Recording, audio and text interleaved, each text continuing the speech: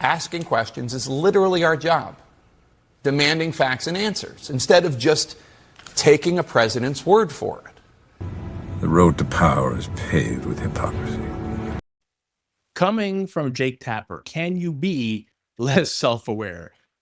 Congressman, podcaster, and most importantly, professional victim, Jamal Bowman, was on the Abby show last night, where he blamed diabetes and heart disease on racism.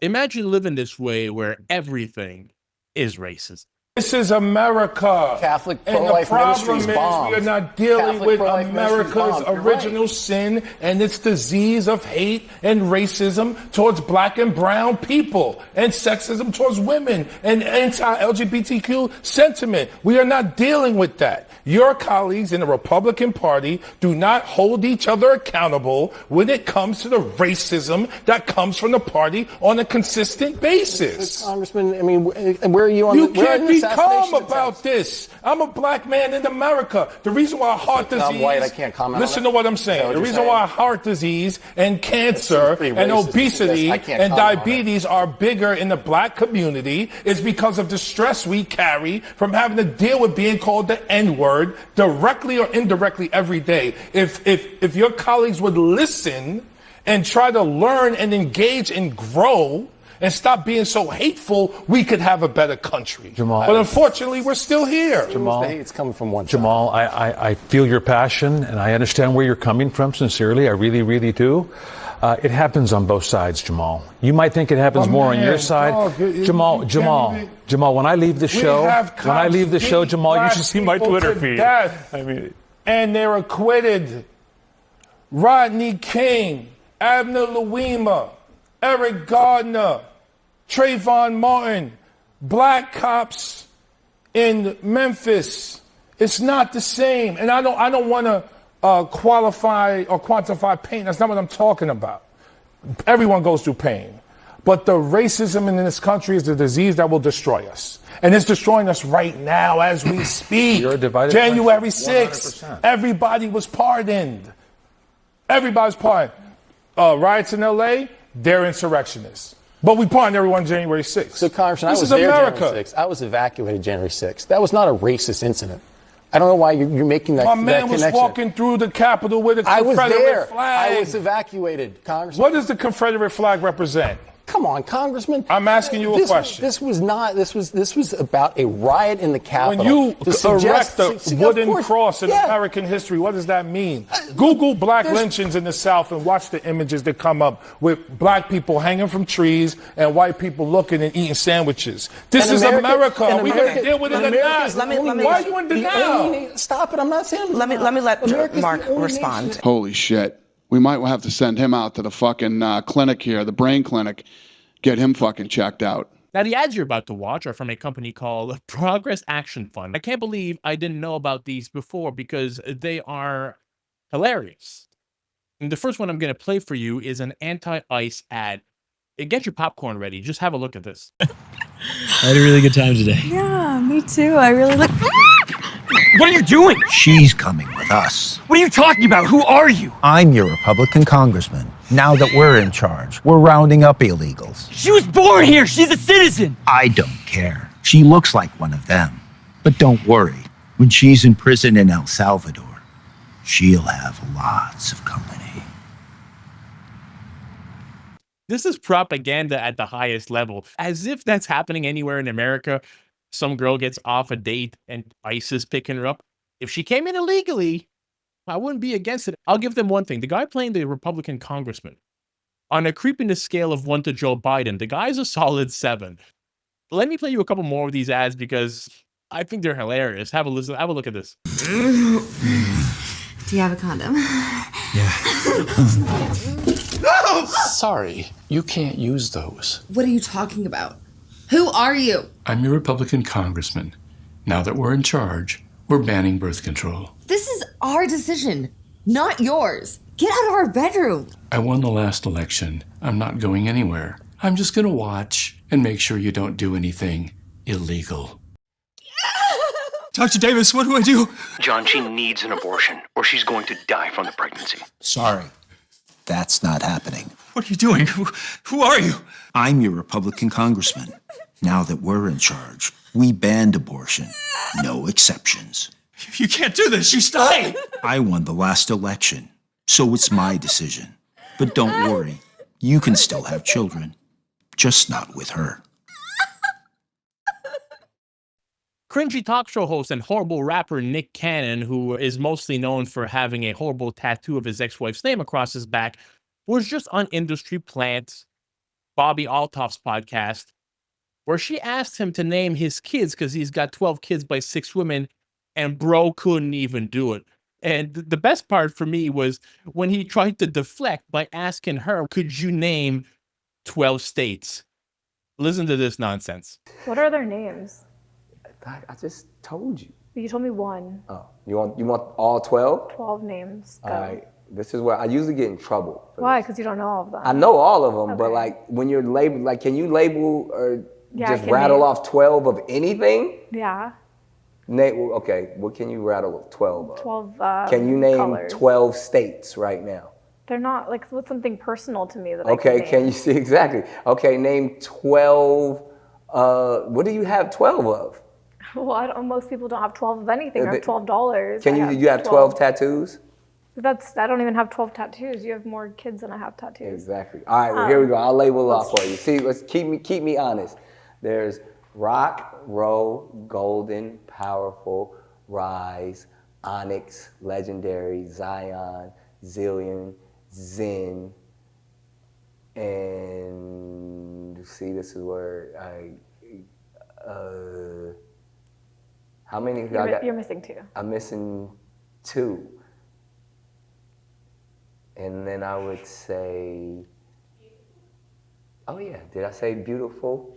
Did I say, there's beautiful, and then there would be Halo, my youngest. There you go. You almost had it. I feel like almost did it. See, I know I was right. Are you close with all of their moms? Yeah. Think you're good with them? Yeah. That's a lot of moms to get along with. I mean, I got 12 moms.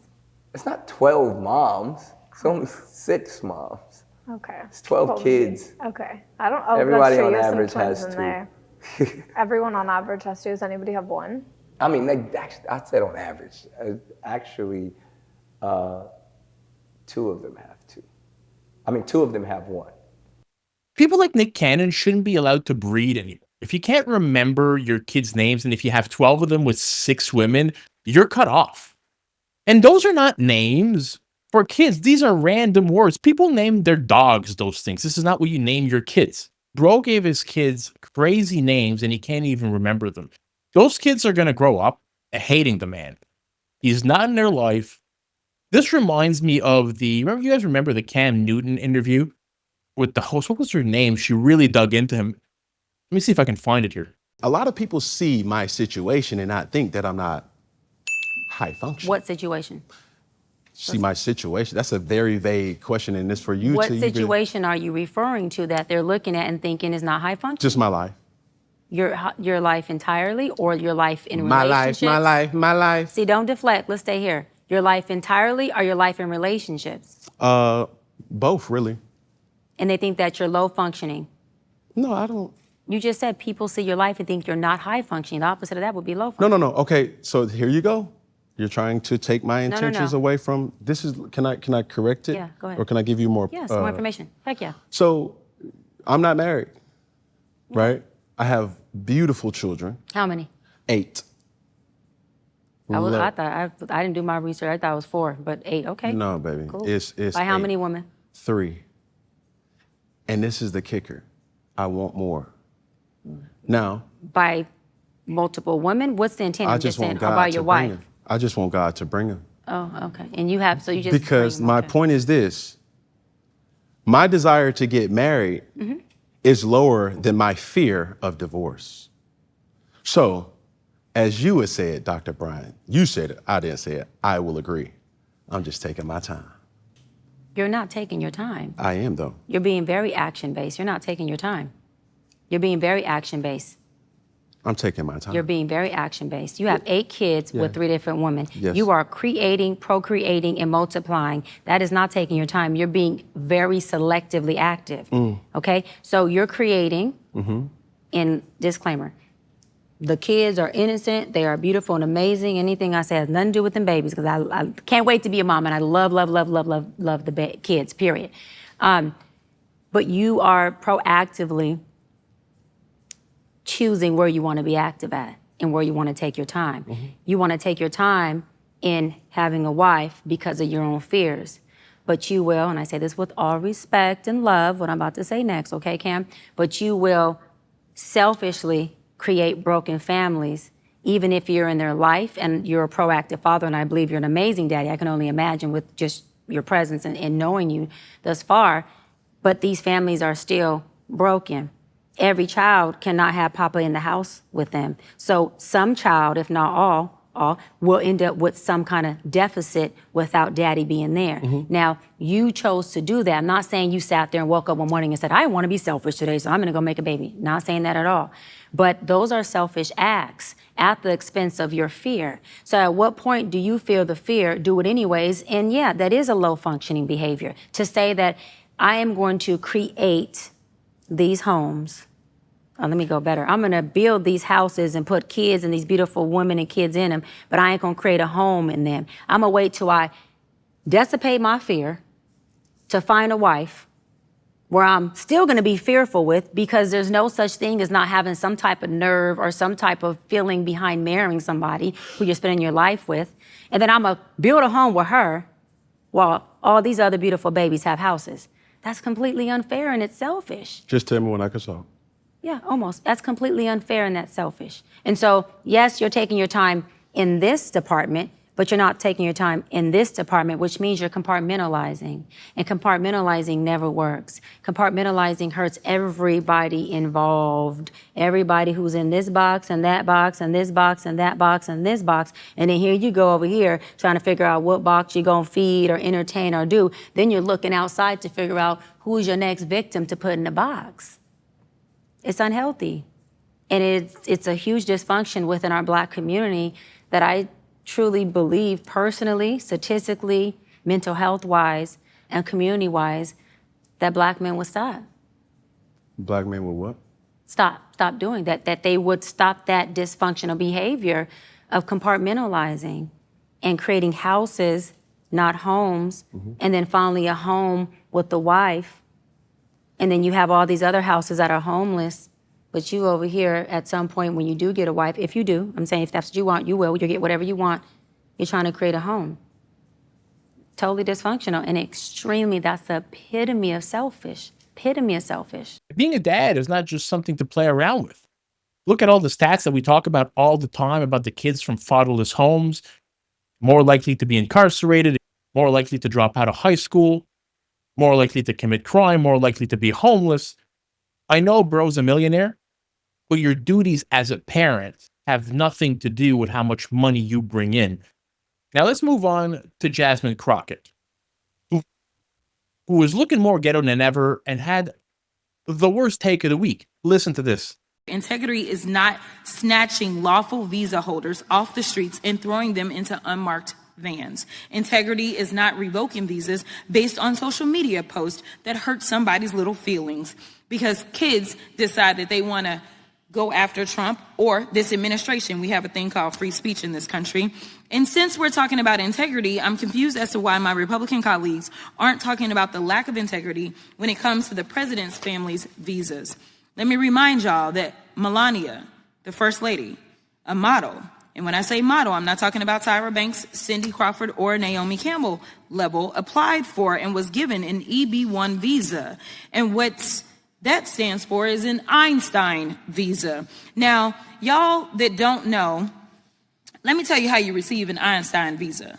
You're supposed to have some sort of significant achievement, like being awarded a Nobel Peace Prize or a Pulitzer, being an Olympic medalist, or having other sustained extraordinary abilities and success in sciences, arts, education, business, or athletics. Last time I checked, the First Lady had none of those accolades under her belt. It doesn't take an Einstein to see that the math ain't mathin' here.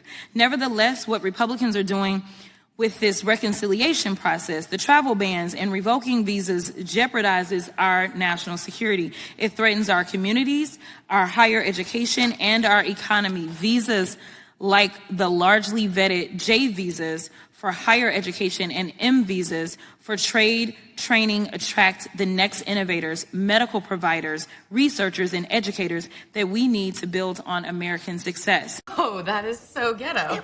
The fact of the matter is, she says the math ain't math, and the fact of the matter is the math does math. Nobody's caring about anyone who came in legally. We care about illegals. And when you're talking about students on visas, when you come into the country on a visa, you're expected to abide by the law and to not cause problems in that country. If I, for example, granted I'm in my late 30s, if I was a student and I went to, say, Australia, and I go to Australia on a student visa, and I spend all my time undermining everything that the Australian government is doing and undermining the Australian people, why should I be allowed to stay? Because I would be providing zero value to that country. We're not talking about people who came in legally and who are paying their taxes and who are good citizens. That's what she doesn't get here. Now, here's a clip of Dana Bash talking with Erin Burnett, where Erin Burnett tells her that the Iranians in Tehran might be chanting death to America, but it's all right because, well, they're doing it in such a nice, polite way. But the question is whether or not the calm can remain when the regime that is still there, who wants death to America, death to Israel, stays in place. And that is part of the discussion, right? Yes, absolutely part of the discussion. And, you know, I remember, Dan, at one point being in Tehran years ago, and they're chanting death to America all around me, even as I say, oh, I'm an American reporting for CNN, and they were happy to speak to me. So that those two sort of jarring realities of the chant and yet the friendliness have existed together. What are you? An idiot sandwich. The fake news media, you can't make this stuff up. And they get worse and worse and worse.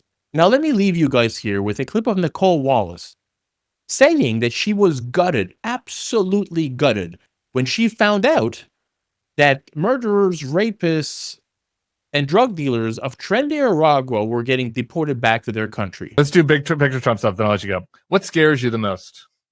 Oh, everything. I mean, I'm scared. I remember the first day I read about the deportations to El Salvador of the